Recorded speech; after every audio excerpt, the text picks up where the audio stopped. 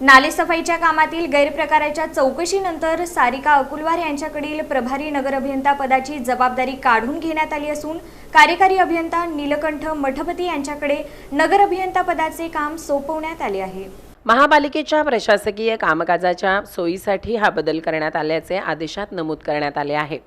नीलकंठ मठपती हे कार्यकारी अभियंता असून आता त्यांच्याकडे नगर अभियंता पदाची अतिरिक्त जबाबदारी राहणार आहे। दरम्यान सारिका अकुलवार यांची सार्वजनिक आरोग्य अभियंता विभागाकडे बदली करण्यात आली आहे।